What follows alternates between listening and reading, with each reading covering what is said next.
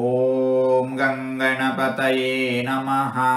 ಶ್ರೀ ಗುರುಭ್ಯೋ ನಮಃ. ಹರಿ ಓಂ. ನಮಸ್ಕಾರ. ಓಂ ಸುಮಿತ್ರಾಯ ನಮಃ. ಭಗವಂತ ಯಾವುದೇ ಸ್ವಾರ್ಥವಿಲ್ಲದೆ, ಯಾವುದೇ ಪ್ರತಿಫಲದ ಅಪೇಕ್ಷೆ ಇಲ್ಲದೆ ಎಲ್ಲರಿಗೂ ಸಹಾಯ ಮಾಡುತ್ತಾನೆ. ವಿಶೇಷವಾಗಿ ಭಕ್ತರಿಗೆ, ಜ್ಞಾನಿಗಳಿಗೆ ಮಿತ್ರನಂತೆ ಇರುವವನು ಭಗವಂತ. ಆಪ್ತ ಮಿತ್ರನಾಗಿರುವವನು ಭಗವಂತ. ಪರಿಪೂರ್ಣನಾದ ಭಗವಂತನಿಗೆ ಮತ್ತೊಬ್ಬರಿಂದ ಏನೂ ಆಗಬೇಕಾಗಿದ್ದು ಇಲ್ಲ.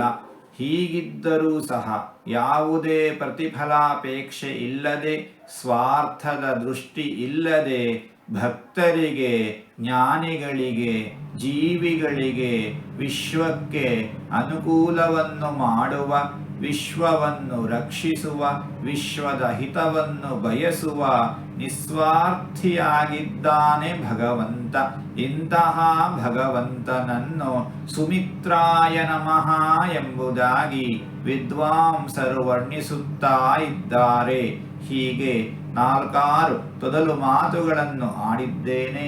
ಇದರಲ್ಲಿ ಏನಾದರೂ ತಪ್ಪುಗಳು ಇದ್ದರೆ ಆ ತಪ್ಪುಗಳನ್ನು ಬಿಟ್ಟು ಒಳ್ಳೆಯದು ಅಂತ ಏನಾದರೂ ಇದ್ದರೆ ಆ ಒಳ್ಳೆಯದನ್ನು ಮಾತ್ರ ಸ್ವೀಕರಿಸಬೇಕು ಅಂತ ಹೇಳಿ ಪ್ರಾರ್ಥನೆ.